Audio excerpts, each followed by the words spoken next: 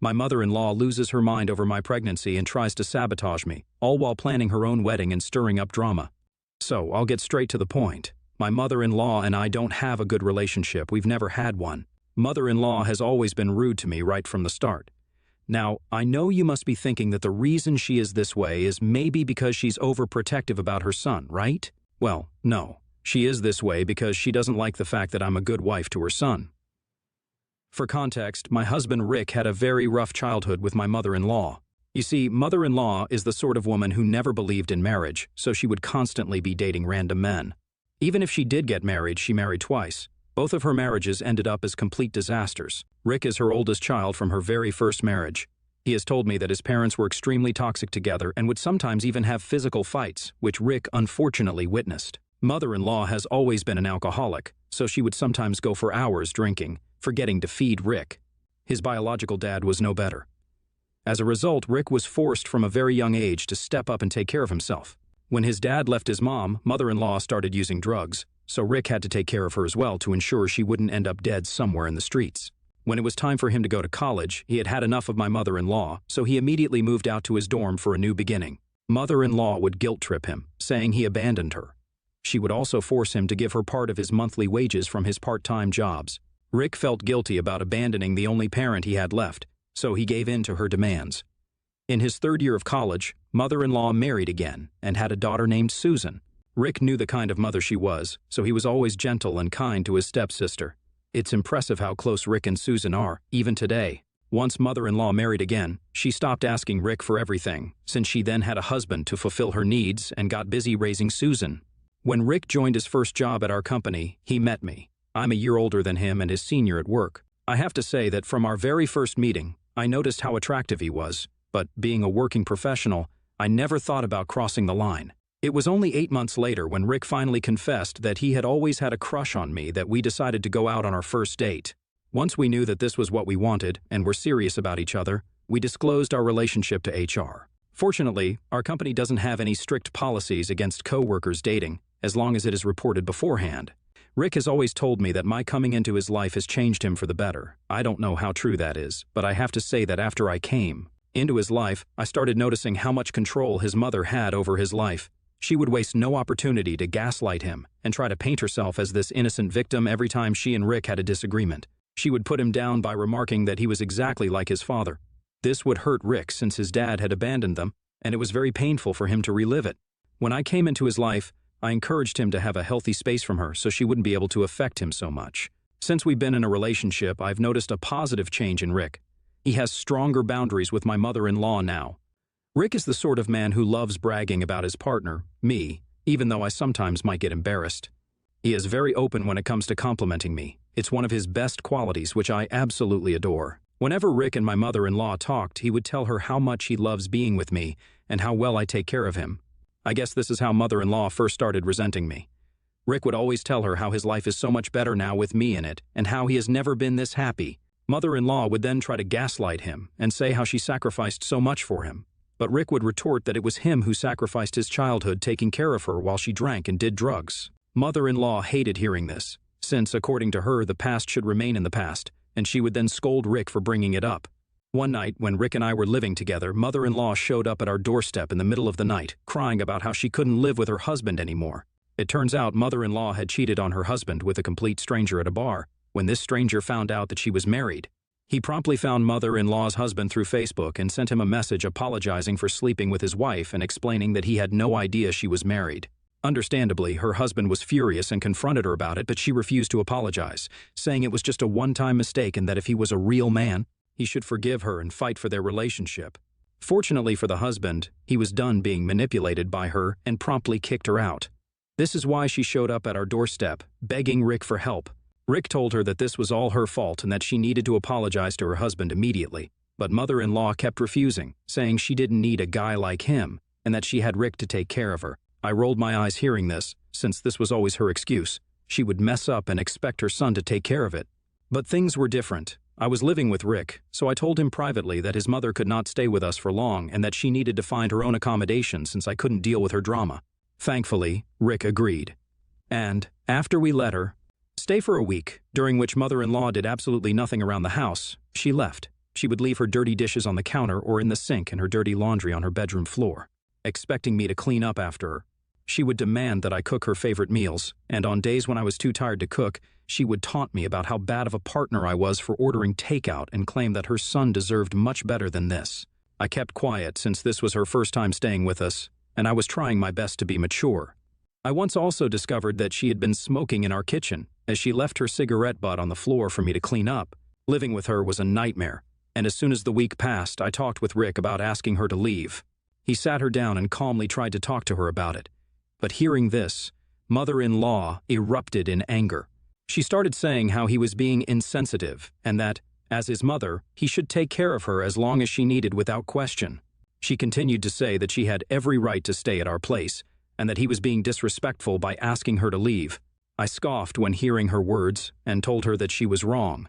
This was our place, which both Rick and I were paying for, so she had absolutely no rights to anything here without my permission. I continued telling her how we had been more than welcoming to her for a week, but she had done nothing to make it easier on us, and now it was time for her to give us our own space. Rick agreed with my words and added that she should probably try to apologize to her husband, or maybe go live with her sister. This is when mother-in-law erupted in anger again, screaming at Rick, asking how dare I talk to her this way and saying that this was not my business, so I should just keep my mouth shut. Now, I'm not a woman who takes crap from anyone, so I calmly told her that her time of trying to control and manipulate everyone was done, and we didn't appreciate her trying to bring her drama into our place. I told her she needed to leave immediately. Her eyes widened in shock upon hearing this, but Rick interjected, saying that she should never speak to me this way again. He reminded her that I was his equal partner, and that he didn't appreciate anyone talking to me like that, especially after I had taken care of her this whole week. He told her how lucky he was to have me in his life, and that I had taken care of him more than she ever had in her entire life. Mother-in-law did not like hearing this, and started yelling back, saying how she had done her best for him, and that he should be grateful to her for the life he had now and allow her to live with us. But Rick was in no mood to listen further. Ultimately, she had to pack up and leave. The very next day, we found out that she went to live with Susan. This incident just made our relationship with her even worse, but I have never regretted standing up to her. Anyway, I guess this is why she has always been competitive with me and continues to resent me. When Rick and I got married, she warned him, saying that he would regret getting married to a woman like me and that he needed to marry a more homely wife who could take care of his house. I laughed hearing this irony coming from her, especially since she was far from being a homely wife herself. She didn't attend our wedding in protest, but honestly, no one cared. We all had the best time of our lives. Now, coming on to the incident at hand, I'm 3 months pregnant. Rick and I had not informed anyone about this because I have had a miscarriage before. This second pregnancy has taken a long time, so we were extra careful and didn't want to inform people beforehand. Now that we are out of the danger zone, we felt it was appropriate for us to inform our loved ones. We wanted to surprise everyone, so we called everyone for an intimate gathering at our place. Rick wanted his mother to be present, and I agreed, since regardless of our relationship, I wanted our child to be loved by everyone. When people started arriving, they would notice my belly and take a moment to process before exclaiming in happiness. Everyone was so happy for us and was excitedly asking if we had come up with baby names. When the doorbell rang, mother-in-law arrived. I was shocked to see her walking inside arm in arm with a new man. I looked at Rick, and he looked equally shocked. She then introduced him to everyone, saying this was her fiancé and that she was getting married in a few months. My mouth dropped open. I couldn't believe how unbelievably entitled she was to not even inform us about her new partner yet show up at our place to make the announcement. Irritated, I looked at Rick and he was pissed as well. But we didn't want to ruin the moment, so we politely congratulated her. As I walked up to shake her hand and introduced myself to her new fiancé, mother-in-law suddenly spotted my belly. I watched her smile falter as she looked from me to Rick. Angrily, she then asked loudly if I was pregnant, and I nodded. Everyone around us started exclaiming how wonderful the news was. I glanced at mother-in-law, and she was red in the face. She looked at Rick and asked him why he hadn't informed her before. Rick joked, saying that she hadn't informed us about her fiancé either. Mother-in-law then started to say how, as his mother, she needed to be the first one to know about her future grandson. I interjected and calmly explained to her that we didn't want to jump the gun and spread the news until we were sure we were out of any potential risks. I reminded her how our last miscarriage had taught us to be careful, and that we had called everyone today to our place to celebrate this news together. But mother-in-law was not satisfied with the response. She told me that she was getting married in 6 months, which would also be when I would be giving birth. I told her that she Should be happy to have a grandchild in the same month as her wedding. But mother-in-law looked pissed. She retorted that she was still too young to be a grandmother and that she would have appreciated us giving her a heads up since now she would have to speed up her wedding process. She didn't want anyone to call her a granny on her wedding day. Her reasoning sounded absurd, and I couldn't help but roll my eyes at her misplaced priorities. I calmly reminded her that the focus should be on celebrating the new additions to our lives, both the upcoming wedding and the impending arrival of our child, rather than worrying about what people might say. But mother-in-law, like a child, decided to blatantly ignore me as if I didn't exist and walked away to talk to other guests. I shook my head since I knew her quite well by now, and her immaturity was not astonishing to me anymore. Rick and I decided to let it go and got busy with our friends. When Susan arrived, she greeted us warmly and congratulated us on our pregnancy. Rick asked her if she knew their mother was engaged again, but she looked just as surprised as us and told him that their mother hadn't told her anything about a new man. She joked that they shouldn't be surprised by her since, clearly, mother-in-law changes her man like the weather. When it was time to serve lunch, I got up to bring the food out, but Rick and my parents urged me to remain seated, telling me that I shouldn't lift a finger and that they would serve everyone. My mother-in-law must have overheard them and was probably trying to act nice in front of everyone or impress her new fiancé because she interjected, saying that she would help out by bringing me a plate so I wouldn't have to lift a finger. I smiled politely, not knowing how to react, since just a minute ago she was blatantly ignoring me, and now she wanted to bring me my food. She had never been nice to me, so I couldn't imagine why she was suddenly trying to act so nice. As we all sat down at the table to have our meal, mother-in-law came and handed me a plate. She announced loudly that she had chosen more vegetables rather than meat so her future grandbaby would be strong and healthy. I didn't mind the vegetables, since she was more of a vegetarian herself, and everyone around me oohed and awed, saying how well she was taking care of me. But I knew her better. This was completely uncharacteristic of her.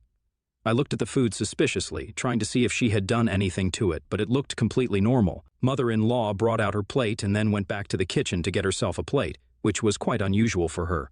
Unbeknownst to people around me, I surreptitiously exchanged plates, since she had brought a lot of vegetables as well, and I hoped she wouldn't notice. I thought no one had caught me, but I noticed her fiancé sitting next to her looking at me. He didn't say anything, so I prayed he wouldn't tell her either. Before she came back, I started gobbling my food so she would be less suspicious. I watched her sit down next to me, and then she asked if I was enjoying the food. I told her I was, and she told me that I should try out the salad that she had brought me, as apparently new mothers should eat more salad. I nodded and kept eating. Mother-in-law then took a bite of her food, chewed it slowly, and immediately spat it out loudly in front of everyone. My eyes widened in shock as I saw her looking at the plate closely, while others asked her if everything was okay. This was the very plate she had given me and that I had exchanged with hers. She took a sip of her drink but continued to cough, so she excused herself to go to the bathroom. I immediately whispered to Rick that we needed to talk since I didn't want to make a scene in front of everyone. Worried that she had intended to harm me by mixing something with my food, I told him what had happened. He looked at me incredulously when I recounted the entire thing, and then asked me if I was sure about this. I nodded and told him that I didn't know what she had mixed into the food, but I did exchange her plate with mine and that he could ask his mother's fiancé about it if he wanted. Rick assured me that he was going to take care of it. I tried to stop him, saying that we could confront his mother later, but he wasn't having it. He stormed into the house immediately, and I saw him talking to his mother's fiancé. I couldn't hear their conversation, but Rick was visibly furious. His mother returned from the bathroom, looking confused and concerned. She tried to approach the situation casually, but Rick cut her off in a firm and controlled voice. He asked, "Did you do something to my wife's food?" The question hung in the air, and everyone around the table fell silent, sensing the tension. Mother-in-law stammered, denying any wrongdoing, and acted innocent. She claimed that she only wanted to make sure I had a healthy meal for the baby. Rick wasn't buying it. He warned her loudly that if she didn't confess right then and there, he would call the police. Everyone looked at them confused, as no one had any idea that I had exchanged plates and that she had eaten from the plate she had originally given me. Mother-in-law tried to get out of it by saying she had done nothing and that it was probably just our wild imagination, but I walked into the room and told everyone what had happened. My mother gasped in shock and disdain and asked me if I was okay. I nodded and turned my head to mother-in-law, who looked furious that she had been caught, with everyone staring at her and judging her for what she had done. She finally confessed that she had just mixed up large amounts of salt into my salad as a harmless prank. My eyes widened in shock, and I asked her why she would ever do something like that. Mother-in-law tried to justify it, saying that salt was not going to kill me or anything, and I would have probably just gone and puked like she did, so is not a big deal. Before I could even react to her callousness, Rick looked like he had lost his mind and started shouting at her. He told her she was crazy for doing something like this, and that she needed to be reported. Mother-in-law scoffed, saying that this was being blown out of proportion, and that salt could never kill anyone. She continued, saying how, as a new mother, I should get used to puking, so this prank was clearly not a big deal. My mother, who had never before disrespected my mother-in-law, marched up to her angrily and said, "How dare you play with my daughter's health, especially during such a special moment? You should be ashamed of yourself. How dare you jeopardize the well-being of your own grandchild? You've gone too far, and I never want to see you near my daughter again," Rick chimed in, saying that what she had done was outright crazy and that her actions were unacceptable. He asked her and her fiancé to leave immediately. Mother-in-law, realizing the severity of the situation, attempted to downplay her actions, insisting it was just a joke, but not a single person came to her support. The atmosphere was tense as Rick escorted his mother out, and I remained standing, still processing what had just happened. Our friends and family came up to me, offering their support. Everyone's excited mood had been brought down by mother-in-law and her immature actions. Rick returned shortly, apologizing to everyone for the disruption and assuring them that we should continue to celebrate, regardless of how toxic his mother was, since he was going to be a father for the first time. The mood had undoubtedly shifted, but our loved ones rallied around us, offering their support and understanding. Since that day, Rick and I have decided that we cannot allow our baby anywhere near his mother after what she has done.